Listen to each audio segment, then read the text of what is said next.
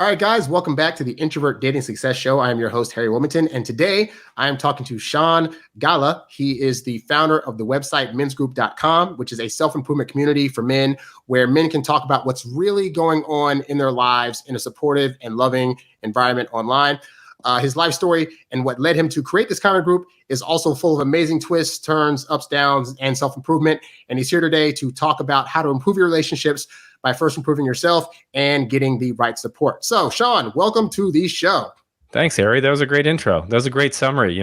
Men's groups is kind of a foreign concept for a lot of people. So you summarized it well there, man. Thank you. Thanks. I'll be honest. I never heard, I've heard of, men needing places to be able to talk to other men. I know the importance of that, but I never heard of a place where like a men's group where people could actually gather together. And we'll definitely really dive into what all that is and how that came about. But I always start off with all these interviews by asking my guests, what was your dating/relationship life like growing up?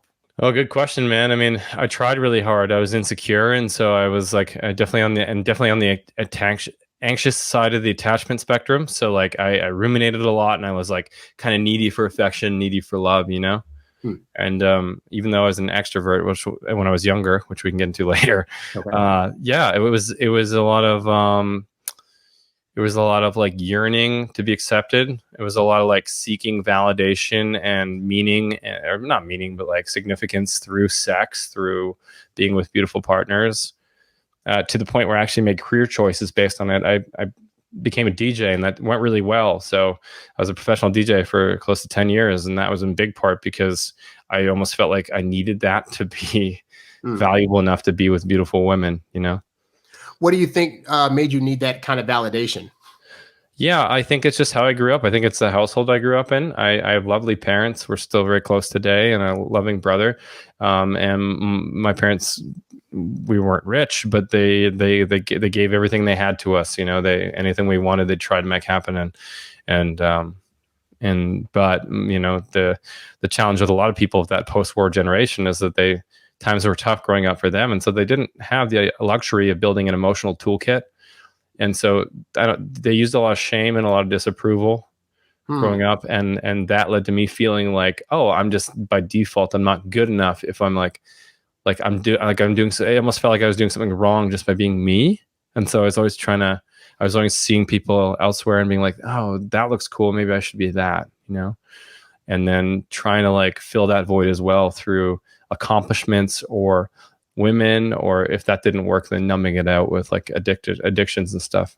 Interesting. So by you needing the kind of validation, I guess that led you to the DJ stuff, but how did that also affect your interpersonal relationships, your relationships with women? Did you find yourself trying to, how are you trying to get validation in those relationships? And then how was that affecting the women that you were dating? Yeah. I mean, I just came off as being needy. I was too keen. I was thirsty, and people could smell that. And then also I was just really putting a lot of energy into it and ignoring other parts of my life, putting a ton of energy into dating and trying to understand dating and even going on with friends and learning how to be social and how to approach women before all that game stuff came out. It consumed me really, because that was the primary way that I was trying to feel better about myself.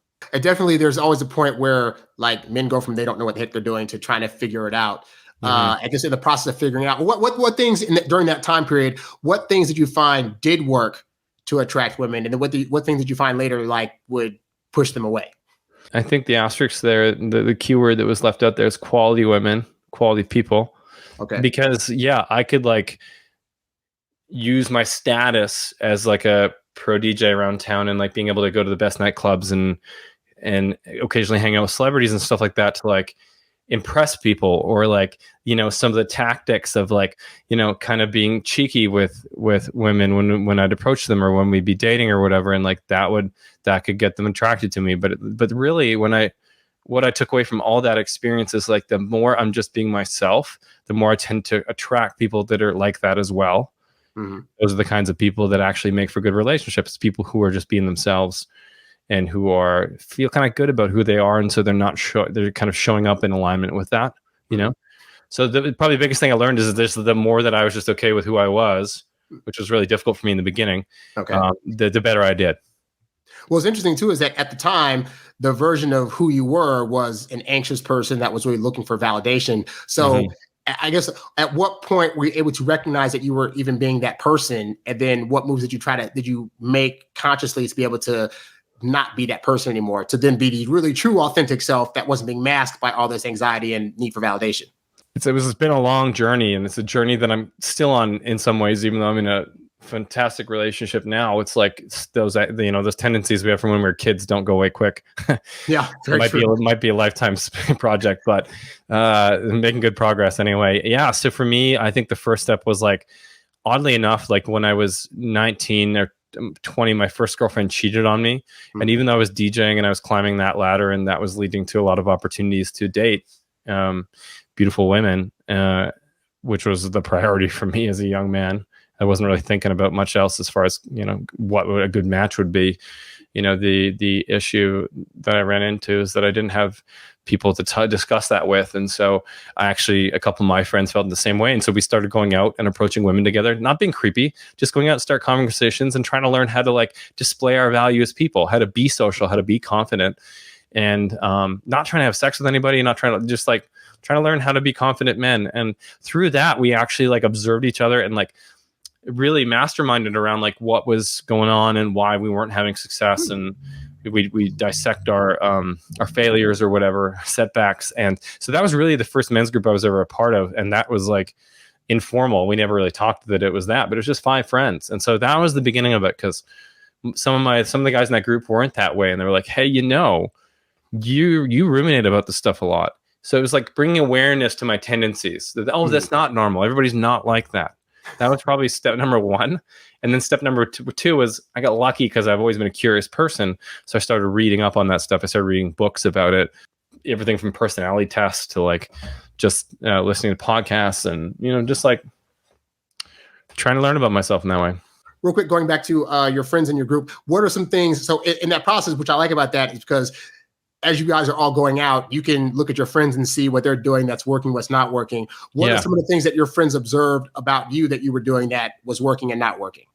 Well, they just pointed out that like I'm attractive as I am. They're like, hey, that energy you bring in these conversations, that playfulness you bring when you're like not in your head, like that seems to be getting you results. Like whenever I was comfortable and not thinking about too much, and maybe it was because of the environment. I felt like if it was in a nightclub where I knew everybody and I'd played a show and then I feel like I'm the man, then I'm just showing up just like as I am today, kind of like laughing with a little smirk on my face and kind of playing and taking, like you and I came on this call and I was like kind of razzing you about your shirt. Right. And I like your shirt and that's the person I am when I'm like, so it was just, my friends were pointing out that like, the more I was just myself, it seemed like the more, unless I was trying tactics or to be somebody else or to be the cool guy or to be the really high energy guy or the really, outgoing guy, like, or the alpha who's like the loudest in the room, that's something I saw that worked. And so I tried to do that for a while.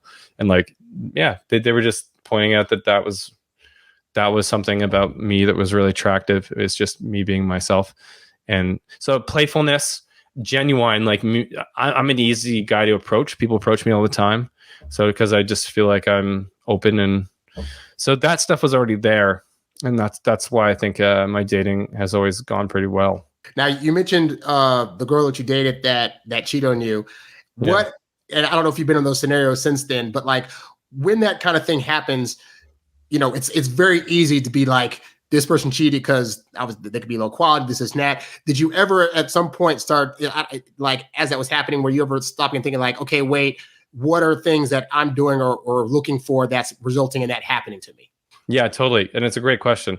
I unfortunately, and I guess fortunately, like always went to that immediately. I assumed that it was me because I wasn't good enough. Because again, that's my default, like low self-worth. So I'm walking through the world and like things that like that pop up, it automatically becomes evidence. Oh, see, you're not good enough, So for me, I would always go to that end of the deep end of that spectrum instead of being like, they're just a low quality person or whatever. It's like I would just make it about me. But that being said, yeah, I would typically, especially as I got older, because it was a pattern. That's probably one of the biggest patterns in my life. I've had 4 different partners, maybe 5 actually. Yeah, cheat on me. Oh wow. Yeah. And after the second one or third one, I started to really dig into that, and I talked with a therapist about it, and I talked to my friends about it, and I was in a men's group, and I talked about that stuff, and essentially, yeah, for me, it came. Do you want to hear what it came back? Yeah, please, Yeah, yes. Yeah. What I realized is that my neediness, my longing to like fill my own how I feel about myself void, like the low self-worth, to fill that through a partner, was making me needy. And I just wanted to feel close to women. I wanted a beautiful woman to accept me and be in a relationship with me so badly that I'd miss flags, like obvious flags that this is a person that had low integrity. And even though they are a person that might not have integrity, that's still my own fault for letting them close, right? So I realized that, and also I was trying to build intimacies too quickly. So I'd meet a girl and we'd date, and then I'd push it to get deep really quickly. Let's spend a lot of time. Let's go away and travel. Let's say I love yous and stuff pretty quickly. Let's call each other boyfriend, girlfriend, or whatever. And that was not healthy because it takes time to get to know a person. And so this neediness was really driving me to make the wrong choices for myself. And then also there's some emotional stuff that I had that like I was putting on the women that was making them feel pressured as well. Like I had a lot of expectations and around my needs needing to be met more. And so they'd feel like I'd choose people that weren't really emotionally healthy in the first place. And then I'd put all of this emotional stuff on them. And so they weren't cheating on me necessarily because they were bored of me or because our sex life wasn't good. They were cheating on me mostly just to hit the eject button because I'm a nice guy and they didn't know how to say this is all too much for me. Interesting. Yeah. So they wanted to be nice, but they didn't want to hurt your feelings, but instead they go cheat, which if they justifiably would think that would not hurt your feelings somehow. I don't know how they would justify that. Yeah, well, Esther Perel, who's like she wrote the book Made in Captivity, and she does great work on relationships, and she has great YouTube videos and stuff, and especially around infidelity. And she talks about how people cheat for all kinds of reasons, even in very happy relationships, right? And so learning that it wasn't about my worth, not my value, doesn't mean I'm not a valuable partner, but also realizing how I was contributing to it. Yeah, eventually I got to that place. And then what's incredible about that, Harry, is with that knowledge, as difficult as it was to acquire and as painful as it was to think through those things and write about them and talk to friends and therapists about them, then I was armed with the knowledge of my tendencies. So when I emerged back into the world after the last one was so dramatic, the way that she cheated on me. I was in the hospital having surgery the night she somebody else. So like life kept trying to give me the message, and then that happened. And then that hurt me so much that it was like, I actually got the lesson. And so I got to this place with that understanding of the knowledge I just mentioned about how I was contributing to it. And then moving forward, I was able to date differently. So I paced. I went a lot slower. If somebody wasn't a match for me, if I saw those incongruencies, like people being irrational early on, those things only get bigger as the relationship goes on, right? So I was ruthless. Like after a date or two, even with beautiful women, I'd be like, I'm not interested. I wasn't interested in having sex with people. I wasn't interested in continuing to date women that, didn't show tendencies that would be a good fit for me and my personality.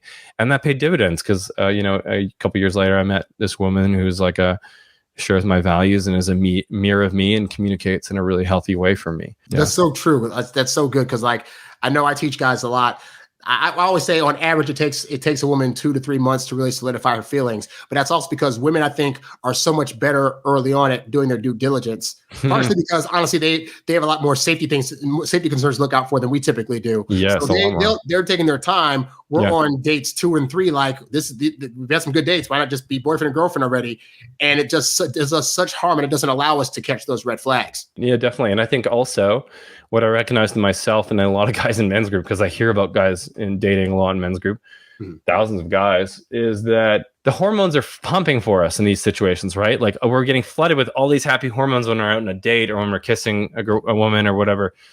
And we forget that there's like a real downside to getting in a bad relationship. Like, oh my God, yes. It's the most, the 95-year-old Harvard study on men where they followed a group of men from the time they were born till now, like 90 years later. And the number one factor on their well-being was their relationships, and not their money or their success level. And So it can have a tremendous upside, but it can also have a detrimental downside. There's also a huge opportunity cost because while you are investing in this person that is like hot and sexy and you have good, passion, but like she's not sharing your values, and that stuff's going to blow up in the future. And meanwhile, you could be investing in somebody who does share your values, who's making your life easier, who's supporting you. It's like there's a huge downside to go moving too quickly and just jumping on whatever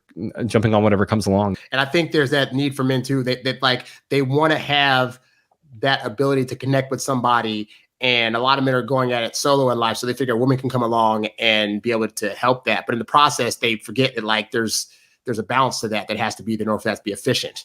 And you can't just rely solely on women to be your end all be all for that stuff. Most men I know in the world don't have support pillars to talk about stuff like emotional support, or and we think of ourselves as not needing support, but we do. We're human occasionally, right? Emotional connection, the ability to talk through things. We don't have anybody to do that with outside of our romantic partner. And that's a really dangerous place to be, because as soon as your relationship gets hard or it falls apart, you start looking around and there's nobody there. Yeah. And that's a really difficult place to work through things with, because humans are hardwired to like talk through things, get perspective. Oh, I never thought of things that way. That's how we learn the quickest. And so like, if you're just a warning to you men, like or to you who's listening, like if you're in a situation like that where you don't have a lot of support pillars beyond your intimate partner, that's not a good spot to be. That is a high risk situation, but that's most men. Like literally 95% of men that come into men's group, that's why they're coming. Yep. And even like if you don't have like a best friend or some other guy you can go to, because I mean, not that women are bad to talk to, but there's a perspective that they don't have that they're not going to be able to help give a guy because they don't go through some of those same situations because they're not dealing with themselves in a relationship, Totally. And I think that's such a good thing for guys to be able to do, but they don't oftentimes know where to go or how to get that. Exactly. And therapy has a stigma around it. And men's groups usually look pretty kooky online. And like, your buddies at the bar or from work, they're not getting into this stuff. So how do you even wade into it? You mentioned on your website, you said like, when you first started trying to go to get advice and you were going to men's groups, that there were a lot of them that weren't really doing things that you wanted them to do. What are some of those things that you thought were ineffective in some of those other men's groups? Yeah, well, I can give you some very specific examples. So like, I didn't want to be in a men's group, right? I had my second or third person cheat on me, and my friend brought me to a men's group kicking and screaming because he could see that I was in that position where I had lots of friends, especially being a DJ, but I didn't have anybody that I could talk to about the realities of recovering from something like that, which are real, and I can't really sidestep around, And so I didn't want to go to a men's group, and I went, and I was like, oh, this is really cool. These guys are just talking about normal everyday stuff that nobody really talks about. This is cool. So first of all, showing up, and then it's very coach driven. So it's a lot of focus is on like the middle guy. And so like whatever his agenda is will take priority a lot of the time. So there's a lot of like guys that like the spiritual stuff, which is cool. So there'll be a lot of chanting, or there'll be a lot of bowing, or there'll be a lot of like, spiritual language, or spiritual ceremonies and First Nations names and whatever you guys are into. And to me, that was off-putting because I'm like, we're here to talk about life. Like, yeah, I do that stuff in my personal life for my own self-care, but like, I'm not here to do that. I'm here to talk about life and get other men's perspectives. Secondly, they're just not run in a very efficient way. So like we'd have 10 guys show up to the first men's group I came to. And there's one night in particular, this old guy comes that I haven't seen before. He sits down beside me on the couch, and the coach stands up and he picks up these pictures of hearts that he's drawn with like circles around them. And there's 4 different kinds of hearts. And he's like talking about what it symbolizes and what it means. Meanwhile, the guy beside me looks like he's about to explode. This guy needs to talk about something. So this coach keeps going on for 30, 45 minutes. Eventually, this guy gets a chance to talk. And it turns out he just watched his dad the day before get pulled over the side of a fishing boat in the net and drowned to death. And he just needed to talk to somebody, And I'm like, so this whole format that kept running into men's groups of like the coach rambling on about whatever they think is important. I'm like, it's really simple. Let's just let guys give us an update and tell us what they want to talk about. And for sure, there's like 2 or 3 guys in the group who can relate to that. And so that's what I couldn't find it at all these men's groups kept going to. It was always these weird formats, specific topics, very exercise based. Hey, let's all get up and stand up and go, yeah, that's releasing your masculine energy through your balls, or what like all these weird things, man. Getting naked in the woods together. I'm like, that's not why I'm here. So that was it. I just wanted I couldn't find it, and I needed it because I was living in Mexico, which looked like a dream life from Facebook, living at the beach with a beautiful partner, and surfing every day and learning Spanish and stuff like that. But like, I was lonely. I was terribly lonely, and my relationship was on the rocks, and I had nobody to talk to about it down there. So I threw a bunch of friends into a Facebook group, friends that I thought would be interested in personal development conversations. And there was women and men and all different kinds of guys, and the women didn't engage and the guys did, and the guys really took to it. And so it was really scratching my own itch, I'm kind of curious why you think it is that women weren't as interactive in that space. Yeah, well, I know this isn't like it's not one size fits all, but I think typically women do have a bit more community. They do feel more safe to just open up and share everything. Like, I watched my girlfriend talk to her friends, and partners in the past talk to their friends, and they share everything. Yeah, they do. Yeah, and they don't even come to solutions or anything. It's just like, that's how they bond, is by hearing all of it, the good and the bad. It seems like they're just wired for that more. I think I definitely know that. I think some of the issues that men face honestly just aren't interesting to women, or they might feel as though their issues are a bit more important to, like, it's the whole thing of like, because they're of the two men and women, men rule the world. So therefore, if men have problems, women have worse problems. They should just get over it.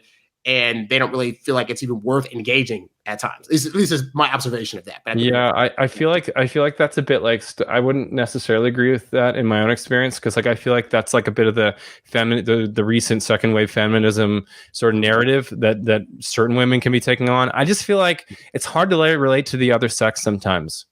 I feel like it's as simple as that. It's just like they can't relate to what it's like to be the leader of a household, or to like how will this financial pressure on you, or expected to work so much and then not talk about your feelings and have all that bottle up.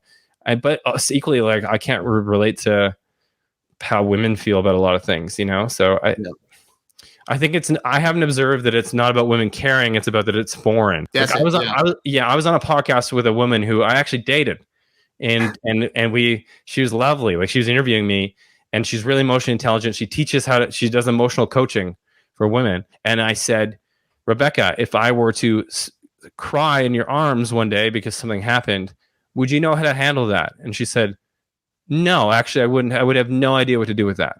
And this is one of the most emotionally well-versed and emotionally intelligent people I've ever spent time with. And she still didn't know how to like handle a man who was being emotional. So I just think there's some kind of like not being able to relate to how the other's wired, That's true, because I definitely think too that some of the things we feel as men, like, for example, I know I feel that there's a pressure of, if I'm going to get with somebody, okay, I got to be able to take care of the household. And then what if something happens to the other person? I got to be able to take care of house and home and be able to financially support things and yada, yada, yada. Yeah. And I've had conversations like that with women. They're like, but if I'm taking care of myself, why would you feel that pressure? And it's like, it's not even about you. It's literally about me and trying to be perceptive in advance of, in case stuff happens. As a guy, I just feel the same. I got to be prepared. And they don't really have it because part of their thing is they're used to being the ones getting taken care of, or someone's going to look out for them. So that pressure isn't as there for them, Yeah, totally. I think generally that could be true. I don't know. I've always looked for partners that aren't like that. Like, I've always, my current partner made a ton of money last year. She's a nurse, and nurses get paid really well here. Mm-hmm. I have a partner that doesn't want to be taken care of. She wants to she wants to definitely do the family thing, but she also wants to have her own career and her own passion projects, and she does that. So I feel like that may be true in a lot of guys' experiences, but I want to make guys aware that there are women out there that want to be equals and want to be in more of an equal relationship than you hear about. I totally agree. I'm saying that's definitely true. I'm saying that doesn't, but that even having that kind of partner doesn't necessarily take that feeling away from men of still wanting to be able to be that guy. Yeah. So I do. I still feel that. Yeah. Even the guy who runs men's groups and has done a bunch of emotional work. Yeah. I still sometimes feel like I need to show up looking strong. So I imagine when men come to these groups, that would be an example of like pressure that they're facing, that it's really hard to have that conversation with women about, or be able to get the kind of correspondence that they need about how to deal with that. Yeah, and a lot of guys don't even know how to talk about it. I actually ran into a guy today who I haven't seen since I was 15, and he's a professional athlete, so he's like kind of a celebrity in his like niche or whatever. And I just happened to run into him on the street, and he started telling me about his issues with alcoholism, and like coming back, like his career just ended, and coming back and losing his identity as a pro hockey player or whatever, which is cliche because I'm from Canada, of course, but yeah, but and all this stuff. And he said, you know what the biggest challenge is, Sean? I don't even know how to like talk about it. I don't even know how to wade into it or bring it up with my partner or my friends, so. I think that's a lot of guys. We just don't even like, we feel like we need to show up strongly. We're so desperately afraid we're going to be perceived as weak and that we're not going to be a worthy partner. And we're going to be alone. And there's a lot, plus because that whole narrative out there of what it means to be a quote unquote real man, and then what you can show and can't show, and how emotional can you be, and then you got to be stoic and be able to take care of home and all this stuff. What are some of the things you find are consistent topics in the group, in your men's group? A lot of interpersonal stuff. A lot of like we get a lot of guys that are doing the no more Mr. Nice Guy thing, like trying to learn out how to set boundaries in their life. And if you guys haven't, if you're on a path of personal growth and like introspection, self-actualization, learning about yourself, you'll probably at some point realize that you suck with boundaries, because most people do, myself included. And so that's a great book, No More Mr. Nice Guy. We have a lot of guys coming in for that reason. A lot of guys going through breakups and divorces. A lot of guys trying to save relationships. A lot of guys going through addictions like porn addiction, addiction to booze or marijuana, whatever. Guys that just don't have a lot of friends and they just want some guy time.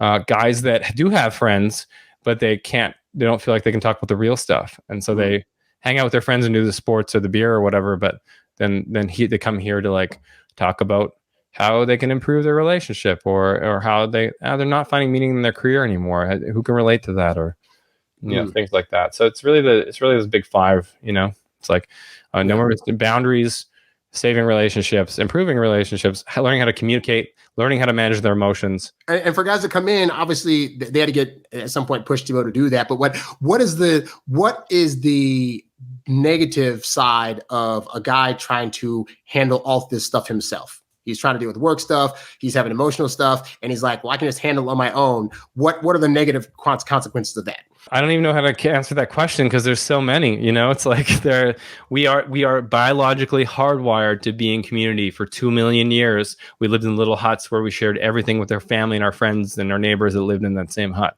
And while we were out hunting, we'd share everything. So like, to think that you can undo that evolution and that biology, or that you're not like that, you're out of your mind. Like the science proves this. Like there's been lots of studies done. So yeah, I mean, loneliness has been the ability to not talk about stuff that's going on in your life. Not even just loneliness, but the ability to not talk about important things that are on your mind has been attributed to anxiety, depression, the increase in the suicide rate in men, violence, addictions. Like, you just end up not feeling good. It doesn't feel good to not be able to talk about your stuff for anybody.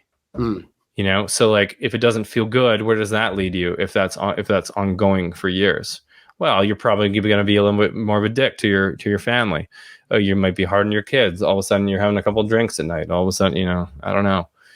There's real downsides to ignoring the importance of community, and outlets. And then in your groups, like, so is the goal to give solutions to things, or to just hear men out, or like what's when you guys all gather together, like how does that circle exactly work? Yeah, great question. So how I talked about how frustrated I was with like the format of the other groups, because I was like, it seems to me like guys just want to show up and share what's going on in their life. So our format's like that. It's very simple. We have a facilitator. They don't really they're not coaches. They're just there to make sure nobody rambles too much, which happens, of course. Because I was thinking about the previous ones where it sounded like those guys that were leading it just wanted to have a group to have an excuse to be like the center of attention. Yeah. And do a 45-minute monologue versus like, hey, this isn't about me. It's about these other people. And in a lot of these different industries, people get caught up with their ego. They think they're not because they're in yoga or they're in men's groups or whatever, but there's still a lot of ego there. Yeah. And yeah, so I didn't like that. I didn't get as much of an opportunity to talk about the things I wanted to, or that guy sitting beside me didn't. So our format's simple. The facilitator's there just to make sure things run smoothly. So you hop on, you banter for a couple minutes about the weather or about whatever guys want to talk about, and then you go around the circle and you give an update. How have things been for the last 2 weeks, man? You'll have a couple minutes to just share the highs and lows. And at the end of that, the facilitator will ask, hey, is there a particular topic you'd like it to get feedback on, maybe an issue or opportunity that's has come up in your life, a situation you find yourself in, maybe a question you've had in your mind, and a guy might go, "No, this week I'm good, actually. Yeah, no, things are good." And then, or he might say, "Oh man, I got into it with the wife, or I've been trying to date and it's just not going very well, or yeah, my dad's an alcoholic and I don't really want him around my kids. How do I manage that? Or I'm dating this girl and she's being demanding of me. How do I set a boundary with that?" And then the rest of the meeting, like out of 10 guys, maybe 4 will have a big topic they want to get into, and we'll just spend the rest of the 2 hours just talking about those one by one, those things that came up. "Hey, Harry, you mentioned that you've been having trouble setting boundaries. Tell us more about that." And then the guys will just go around the circle and share their experiences. And sometimes that's solutions. Sometimes it's just hearing a guy out. Yeah. I'd say that the greatest benefit of all, even if guys don't realize it, is just being able to talk about their stuff. And it's not the solutions or the responses. It's just feeling like, oh, I'm not crazy. These guys didn't respond like I'm an idiot, Yeah. Okay. Cool. Like, imagine also having just like other people there that can validate your experience. Because I know I've had times where it's like, I'll go through something, say I'm dating somebody, and I go through something, and it's like, oh man, I did this horrible thing, or this is, I can't figure out how to solve this thing. And you talk to that one guy that's just like, oh yeah, I've been with that. That's cool. It's nothing. It's like, oh, well, now I can deal with that now because I know there actually is. I'm not just crazy. I'm not the sole person going through this. Somebody else can relate to this and actually give me some advice on how to really handle this stuff. And that just having that solution can be, its own help. Yeah, because you asked me what the negatives are, not having community. That, like, being alone with your thoughts, it can turn into a bit of a pressure cooker. Like, yeah, you can get by. A lot of guys do get by just going it alone. Don't get me wrong. There's a lot of strong men out there, and I look at how they're living their lives. And I'm like, you've been able to achieve a lot, even though I know you're struggling behind the scenes. I can see it in your eyes. Yeah. And I hear it from people's wives and stuff, that like what they're actually like in their home life. But I'm like, you can do it. But man, like, it becomes a pressure cooker of like, you feel like you're the only one with that problem, and you start to get upset at yourself for that you're the only one with the problem, and you start kicking yourself around for it. And versus just like talking to a guy like you or me, Harry, and it's like, or a group of guys, and then you realize that 4 out of the 10 people in the group have either just gone through this or are going through it. And it's like, oh, I'm normal. It kind of takes the weight off of it. It really does. Yeah. Now, how long has you had this particular men's group? Yeah, so I ran a men's group that was for entrepreneurs for 10 years because I was an entrepreneur. That was just what I stumbled into. And we'd go on adventure trips. We'd go ski, take guys on racing cars or wilderness survival training or golf trips or whatever. And then I got sick and I had to let go of that. I had to sell it to my friend. And then I decided I want to get back into men's groups, and the domain mensgroup.com was available, which is crazy. So I was like, well, now I have to do this. So that's been only a year and a half. In that amount of time, what kind of results have you had or feedback have you gotten from men as a result of having this men's group? Just the numbers alone. Like when I started it, I was like, hey, if I could sell 10 guys that I don't know through Google Ads or whatever, like this thing will be a success. And, right now in our community, I have, I don't know what the number is actually. I think we just surpassed 500 members. We've had a couple thousand. Well, I mean, the community as a whole, we have a couple thousand members active in our different community platforms. And then we have a massive email list of guys, basically 10,000 guys. So it's like really there's been a lot of appetite for this kind of a thing. And I've been surprised by the kinds of guys. There's a lot of doctors and lawyers and investment bankers and, not the kind of guys you think would need a men's group. And the feedback is that it's just so nice to have a place to talk about the things they can't talk about with their family or their friends. Also that they've learned to communicate a lot better just by being a part of this. Like, so their communication is improving in their relationships and in their dating and with work colleagues and stuff. And ultimately we've prevented a lot of like relationships ending, or even in a couple cases, suicides, where guys have said, hey, I was about to drive my car off a bridge. This is a real story. And I thought about you guys, and I pulled over and I called one of you, and because they make friends, like they've made these friends they've never had, like they never had a best friend like the guys in their groups. Talking about life, you feel close to people. You can't help but love people when you hear their real story, even somebody who's very different than you. So yeah, he called a guy in our group and he talked him down, and we've had a couple of those stories. So yeah. And for me, the most moving thing is that like guys like my dad who were just trying their best and didn't really have many friends and didn't have an emotional outlet, and like therapy wasn't really a thing back then. Like I see guys like that are like 50, 60 coming, or big 300-pound biker bros, like badass dudes being like, you know what? Like I've had a bunch of crummy relationships back to back. I'm starting to realize that how I'm showing up is affecting it, and how I'm communicating is affecting it. I need to learn about communication. I need to learn how to manage my feelings better. And then think about that ripple effect, right? How all of a sudden all those all the people in that guy's life are going to benefit. His kids. Like my house would have been a much happier household if my dad had outlets like that. So that's what gets me teary-eyed. Yeah, no, it's such a great service because I know part of the reason I do this show is because I know there's other guys out there that just were struggling and didn't have answers. And a lot of them come from maybe possible single parent homes or bad situations where they didn't have that male leadership that would allow them to know some of these concepts or to be able to talk to an older male figure about these things. And so it's nice to just have a space where you can just go and have those conversations without judgment, but with people that have been through some of the same stuff or have similar experiences, or just are just there to be able to give their 2 cents that can help somebody else. Yeah, it makes a big deal. It has a big impact, And then the side benefit is that you meet these great guys that are wanting to have those conversations, and it just easily flows into making like lifelong friends. For those men that are listening to this and are still somewhat hesitant about seeking help, because I know we can get in our own egos and be like, well, I don't want to be that guy. How can they become more comfortable being vulnerable and being willing to seek that help without feeling like they're suddenly a weaker man for doing so? Yeah, totally. And I think in Men's Group, we work really hard to like avoid words like seeking help and vulnerability, because we realize even those words put guys on the defense. It's like, fuck, I don't need help. I'm good, man. I don't need help. Yeah. Even if my life's falling apart. Whoa, bro, I don't need help. But, it's really just realizing that it's not about needing help. It's about the nature of life is adversity and change. It's like death and taxes and then change. Those are the 3 things that don't change. Like you are going to run into situations that you're not prepared for and you're not capable to handle on your own because you've never done it before. Like having kids for the first time, or like going through a divorce, or like having your alcoholic parent interact with your kids, or your parents die, or whatever. And so just realizing that is the nature of life, and then having the maturity to put your ego aside and say, you know what, I could use a bit of polishing up here in this one area, whether it be managing my feelings or setting better boundaries with people, or I don't know, dealing with this sexual insecurity that I have with my dating, or whatever it might be, and realizing that there are tools like a men's group to like fix the problem relatively quickly. Like that is a winning attitude, right? Isn't it to go find a solution and then fix the problem? Isn't that the most masculine thing that you can do? like it's cowardly to do the other thing. It's cowardly to pretend like there isn't a problem and avoid the uncomfortable feelings. If you're doing that, it's cowardice.